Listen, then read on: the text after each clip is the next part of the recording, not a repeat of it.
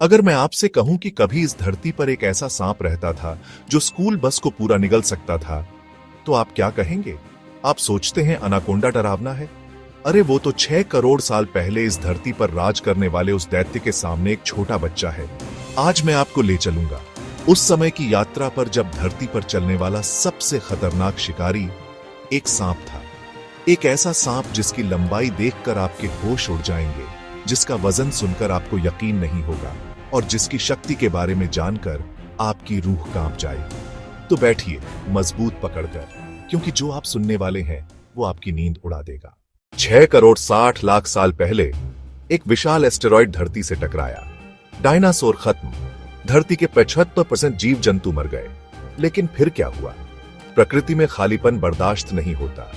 जब सबसे खतरनाक शिकारियों का सफाया हो गया तो किसी और को तो आना ही था उनकी जगह लेने के लिए, और आया भी। लेकिन जो आया वो कोई डायनासोर नहीं था, वो था रेप्टाइल्स का राजा। उस समय का साउथ अमेरिका एक स्वर्ग था। घने जंगल, गर्म और नम मौसम, अनंत नदियां और दलदल। यहीं कहीं इन्हीं आमजन के जंगलों की गहराइयों में जन्म हुआ धरती के सबसे भयानक शिकारी का। लेकिन इसकी कहानी तब शुरू हुई जब 2009 में वैज्ञानिकों को कुछ ऐसा मिला जिसने पूरी दुनिया को हिला दिया। कोलंबिया की एक कोयले की खदान, मजदूर काम कर रहे थे जब अचानक उन्हें मिला कुछ अजीब विशालकाय हड्डियों के टुकड़े, इतने बड़े कि पहली नजर में लगा किसी डायनासोर के होंगे। वैज्ञानिकों ने सोचा शायद कोई विशाल मगरमच्छ, लेकिन जब इन फॉसिल्स की गहरी जांच हुई तो सच्चाई सामने आई। ये कोई मगरमच्छ नहीं था, ये था एक सांप का कंकाल। लेकिन कोई आम सांप नहीं, धरती का अब तक का सबसे बड़ा सांप। वैज्ञानिकों ने इसका नाम रखा टाइटानोबोआ। टाइटान यानी दैत्य, बोआ यानी अजगर, मतलब दैत्याकार अजगर। टाइटानोबोआ की लंबाई थी 42 से 45 फुट यानी 13 मीटर। अरे रुकिए, आपको समझ नहीं आ रहा ये कितना बड़ा है? चलिए मैं बताता हूं। एक स्कूल बस होती है ना, वो होती है करीब 35 फुट लंबी। मतलब यह सांप एक पूरी स्कूल बस से भी लंबा था। या फिर यूं समझिए, एक 3 मंजिला बिल्डिंग की ऊंचाई जितना लंबा। लेकिन लंबाई तो फिर भी ठीक है, इसका वजन सुनकर तो आपके होश उड़ जाएंगे। 200 पाउंड यानी 1135 किलोग्राम, मतलब एक छोटी गाड़ी जितना भारी। और इसकी मोटाई करीब 3 फुट, यानी एक छोटा बच्चा इसके अंदर से रेंग कर निकल सकता है। आज के सबसे बड़े अनाकोंडा का साइज होता है 15 से 20 फुट, मतलब टाइटानोबोआ उससे दोगुने से भी ज्यादा बड़ा था। अब समझ आया आपको कि यह क्यों था धरती का सबसे डरावना जीव? लेकिन इसका साइज तो बस शुरुआत है। असली बात तो यह है कि यह राक्षस कैसे जीता था। सोचिए, इतना बड़ा सांप जमीन पर कैसे चलता होगा? सच तो यह है कि टाइटानोबोआ ज्यादातर वक्त जमीन पर बिताता ही नहीं था। इसका असली घर था पानी। आमजन की गहरी नदियां, विशाल दलदल और घने मैंग्रोव के जंगल, यही था टाइटानोबोआ का साम्राज्य। पानी में इसका विशाल शरीर तैरता था बिल्कुल आसानी से। जैसे आज अनाकोंडा पानी में तैरते हैं, वैसे ही यह दैत्य भी अपना ज्यादातर समय पानी की गहराइयों में बिताता था। उस समय का आमजन आज से बिल्कुल अलग था। कल्पना कीजिए, हर तरफ गर्म नम मौसम, तापमान आज से 8-10 डिग्री ज्यादा, यानी 32 से 35 डिग्री सेल्सियस। यह था परफेक्ट मौसम एक कोल्ड ब्लडेड दैत्य के लिए। जितना गर्म मौसम उतना बड़ा और एक्टिव टाइटानोबोआ। लेकिन सिर्फ साइज से कोई अपेक्स प्रीडेटर नहीं बनता। असली कमाल तो टाइटानोबोआ के शिकार करने के तरीके में था। दृश्य कुछ यूं था, आमजन की किसी गहरी नदी में मिट्टी भरे पानी के नीचे छुपा बैठा है मौत का सौदागर। शिकार को कुछ पता नहीं, वो आराम से पानी पी रहा है या तैर रहा है, और तभी बिजली की रफ्तार से पानी से निकलता है 45 फुट का दैत्य। इतनी तेजी कि शिकार को समझ ही नहीं आता कि क्या हुआ। पहले झपट्टा, टाइटानोबोआ के विशाल जबड़े शिकार को दबोच लेते हैं। लेकिन यह तो बस शुरुआत है। फिर शुरू होता है असली खेल। टाइटानोबोआ अपने 44 फुट लंबे शरीर को शिकार के चारों तरफ लपेट देता है, और फिर शुरू होता है दबाव। कितना दबाव? 400 PSI यानी 400 पाउंड प्रति स्क्वायर इंच। इतना प्रेशर कि किसी भी जानवर की हड्डियां चूर चूर हो जाएं, सांस लेना मुश्किल हो जाए, दिल की धड़कन रुक जाए। ये प्रोसेस चलती रहती है तब तक जब तक शिकार सांस लेना बंद नहीं कर देता। और फिर आता है सबसे डरावना हिस्सा। टाइटानोबोआ अपना विशाल मुंह खोलता है और शिकार को पूरा का पूरा साबुत निगल जाता है। आज भी अनाकोंडा और पाइथन यही तरीका इस्तेमाल करते हैं। लेकिन फर्क यह है कि टाइटानोबोआ के शिकार होते थे कोई छोटी मछली वछली नहीं, टाइटानोबोआ का टारगेट होते थे दैत्याकार शिकार, विशाल मछलियां, आज की व्हेल मछली के साइज की, 6 फुट लंबे कछुए और सबसे खतरनाक उस जमाने के मगरमच्छ। अरे आज के मगरमच्छ नहीं, उस समय के मगरमच्छ होते थे 20-25 फुट लंबे, आज के मगरमच्छों से कई गुना बड़े। यानी जो आज अपेक्स प्रीडेटर माने जाते हैं, वो उस समय टाइटानोबोआ के लंच थे।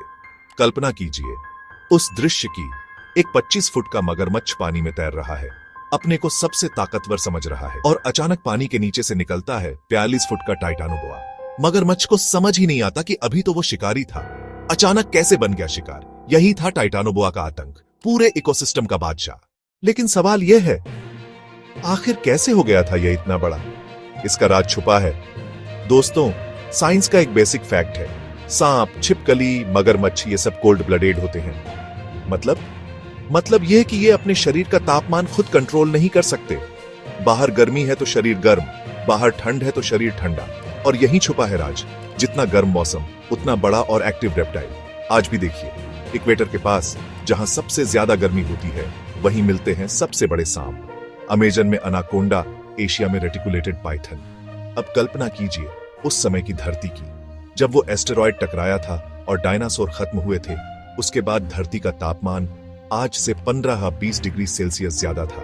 अमेज़न का तापमान था 20-35 डिग्री सेल्सियस। बिल्कुल परफेक्ट रेप्टाइल पैराडाइज, गर्म मौसम, भरपूर नमी, अनंत भोजन, कोई बड़ा कॉम्पिटिटर नहीं, यानी टाइटानोबोआ के लिए स्वर्ग। और इसीलिए यह बढ़ता गया और बढ़ता गया, जब तक कि बन नहीं गया धरती का सबसे भयानक शिकारी। लेकिन जैसा कि होता है, हर साम्राज्य का अंत होता है, और टाइटानोबोआ के साम्राज्य का अंत भी हुआ। 5 करोड़ साल तक टाइटानोबोआ का राज रहा। 5 करोड़ साल, कल्पना कर सकते हैं। लेकिन धरती बदल रही थी। धीरे धीरे, बहुत धीरे धीरे मौसम ठंडा हो रहा था। शुरू में टाइटानोबोआ को कुछ फर्क नहीं पड़ा, 1-2 डिग्री की गिरावट से क्या होता है। लेकिन साल दर साल, सदी दर सदी, 1000 साल दर 1000 साल तापमान गिरता गया, और कोल्ड ब्लडेड टाइटानोबोआ के लिए यह था मौत का फरमान। ठंड का मतलब था कम एनर्जी, कम एनर्जी का मतलब था धीमी शिकार, धीमी शिकार का मतलब था कम खाना, और कम खाने का मतलब था और भी कम एनर्जी। एक विसियस साइकिल। वो दैत्य जो कभी किसी से नहीं हारा था, हार गया प्रकृति के सबसे बड़े दुश्मन से, समय से। और धीरे धीरे, बहुत धीरे धीरे टाइटानोबोआ का अस्तित्व इतिहास में विलीन हो गया। लेकिन रुकिए, कहानी यहीं खत्म नहीं होती, क्योंकि आज एक बार फिर, आज धरती का तापमान फिर से बढ़ रहा है।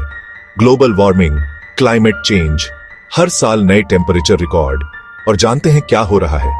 आज के अनाकोंडा, पाइथन, सभी रेप्टाइल्स बड़े होते जा रहे हैं। कुछ वैज्ञानिकों का कहना है, अगर तापमान इसी तरह बढ़ता रहा तो हो सकता है टाइटानोबोआ जैसे दैत्य फिर से पैदा हो। सोचिए, आज की दुनिया में 45 फुट का सांप, 21वीं सदी में टाइटानोबोआ, शहरों में, नदियों में, समुद्र तटों पर 8 टन वजनी शिकारी। इग्युआना पहले से ही फ्लोरिडा में बड़े हो रहे हैं। बर्मीज पाइथन एवरग्लेड्स में 20 फुट तक पहुंच रहे हैं। क्या पता हमारे जीवन काल में ही हम देखें धरती के सबसे डरावने शिकारी की वापसी। तो अब बताइए, यह थी टाइटानोबोआ की पूरी कहानी। 6 करोड़ साल पहले का वो दैत्य, जिसके आगे आज के सबसे बड़े सांप भी बौने लगते हैं। 45 फुट लंबा, 1 टन भारी, 400 PSI का दबाव, एक ऐसा राक्षस जिसकी कल्पना से ही रूह कांप जाती है। लेकिन अब मैं आपसे पूछना चाहता हूं, अगर टाइटानोबोआ आज भी जिंदा होते और आपकी मुलाकात हो जाती किसी से, तो आप क्या करते? या फिर ये सोचिए, अगर ग्लोबल वार्मिंग की वजह से ये वाकई वापस आ गए, तो इंसानियत का क्या हाल होगा? कमेंट में जरूर बताइए आपकी क्या राय है। क्या आपको लगता है कि टाइटानोबोआ फिर से लौट सकते हैं? और अगर आपको यह वीडियो पसंद आया है तो लाइक बटन को जोर से दबा दीजिए, क्योंकि मैं ऐसी ही दिमाग हिला देने वाली, रूह कंपा देने वाली कहानियां लेकर आता रहता हूं। सब्सक्राइब बटन दबाना ना भूलें और घंटी का बटन भी दबा दें, ताकि जैसे ही मैं कोई नया वीडियो अपलोड करूं, आपको तुरंत नोटिफिकेशन मिल जाए।